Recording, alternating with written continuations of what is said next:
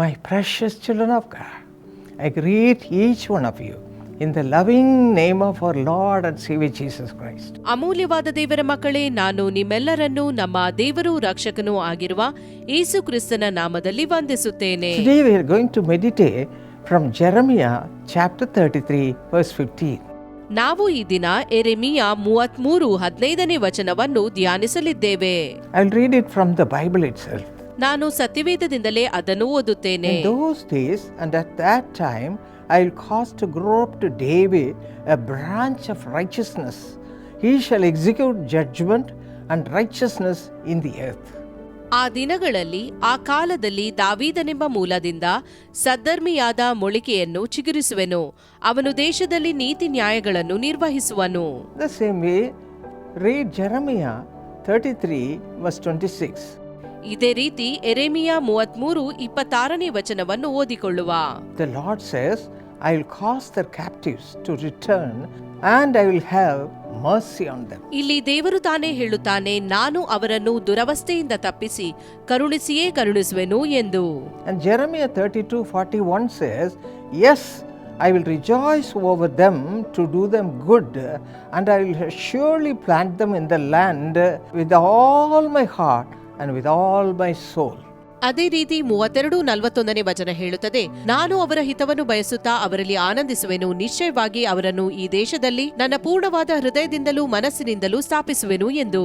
My children of God, you may be going through many trials and troubles in this world. ನನ್ನ ಪ್ರಿಯ ದೇವರ ಮಕ್ಕಳೇ, ನೀವು ಈ ಲೋಕದಲ್ಲಿ ಅನೇಕ ತೊಂದರೆಗಳಿಂದ, ಸಂಕಟಗಳಿಂದ ಹಾದು ಹೋಗುತ್ತಿರಬಹುದು. You may be in need of money, ಹಣದ ಅಗತ್ಯತೆ ನಿಮಗಿರಬಹುದು, good health, ಆರೋಗ್ಯ ಬೇಕಾಗಿರಬಹುದು, and peace in your family. ಕುಟುಂಬದಲ್ಲಿ ಸಮಾಧಾನ ಬೇಕಿರಬಹುದು. You may be troubling yourself too much.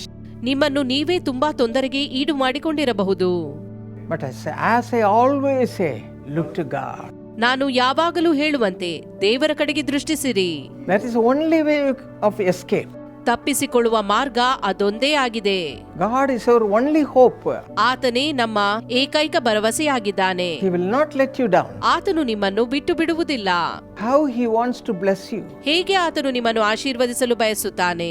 If you read Romans 8:30, it says, ರೋಮಾಪುರ 8:30ನೇ ವಚನ ಹೀಗೆ ಹೇಳುತ್ತದೆ, Moreover, whom He predestined, these He also called, whom He called, He also justified, whom He justified, these He also glorified. ದೇವರು ಯಾರನ್ನು ಮೊದಲು ನೇಮಿಸಿದನೋ ಅವರನ್ನು ಕರೆದನು, ಯಾರನ್ನು ಕರೆದನೋ ಅವರನ್ನು ನೀತಿವಂತರೆಂದು ನಿರ್ಣಯಿಸಿದನು, ಯಾರನ್ನು ನೀತಿವಂತರೆಂದು ನಿರ್ಣಯಿಸಿದನೋ ಅವರನ್ನು ಮಹಿಮಾ ಪದವಿಗೆ ಸೇರಿಸಿದನು. God wants to give you a new life. ನೂತನ ಜೀವಿತವನ್ನು ದೇವರು ಕೊಡಲು ಬಯಸುತ್ತಾನೆ. Totally different life. ಸಂಪೂರ್ಣ ಬದಲಾದ ಜೀವಿತ.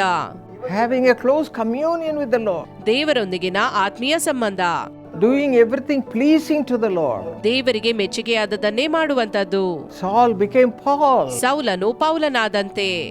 Samaritan woman became a priceless pearl. ಸಮಾರ್ಯದ ಸ್ತ್ರೀಯು ಒಂದು ಅಮೂಲ್ಯವಾದ ಮುತ್ತಾದಂತೆ. Zacchaeus looked to God and he was blessed in the family. ಜಕರಿಯನು ದೇವರನ್ನು ದೃಷ್ಟಿಸಿದಾಗ ಕುಟುಂಬದಲ್ಲಿ ಆಶೀರ್ವಾದ ಹೊಂದಿದನು. Look to God. ದೇವರನ್ನು ನೋಡಿರಿ. Cling on to God. ಆತನನ್ನು ಗಟ್ಟಿಯಾಗಿ ಹಿಡಿಯಿರಿ. There's no other way. ಬೇರೆ ಯಾವುದೇ ಮಾರ್ಗವಿಲ್ಲ. In this world you will be having so many problems. ಈ ಲೋಕದಲ್ಲಿ ನಿಮಗೆ ಅನೇಕ ತೊಂದರೆಗಳಿರಬಹುದು. You will be in the darkness. ಅಂಧಕಾರದಲ್ಲಿ ನೀವಿರಬಹುದು.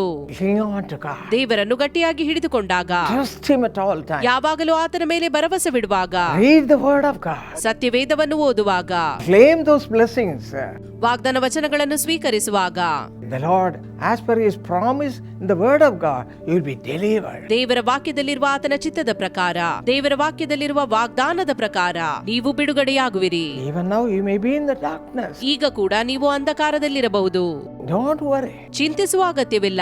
We will pray. ಬನ್ನಿ, ನಾವು ಪ್ರಾರ್ಥಿಸುತ್ತೇವೆ. We'll cling on to God right now. ಈಗಲೇ ದೇವರನ್ನು ಗಟ್ಟಿಯಾಗಿ ಹಿಡಿದುಕೊಳ್ಳಿರಿ. The Lord shall deliver you in a miraculous. ಅದ್ಭುತವಾಗಿ ದೇವರು ನಿಮ್ಮನ್ನು ಬಿಡುಗಡೆ ಮಾಡುವನು. You'll have peace and joy of the world. ಆನಂದ, ಸಮಾಧಾನ ನಿಮ್ಮದಾಗುವುದು. Shall we pray?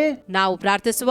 Our precious Heavenly Father, thank you, Lord, for all your blessings. ಅಮೂಲ್ಯವಾದ ಸ್ವರ್ಗೀಯ ತಂದೆಯೇ, ನಿನ್ನ ಎಲ್ಲಾ ಆಶೀರ್ವಾದಗಳಿಗಾಗಿ ಸ್ತೋತ್ರ. Look to the lives of your people. ನಿನ್ನ ಮಕ್ಕಳ ಜೀವಿತವನ್ನು ನೋಡು.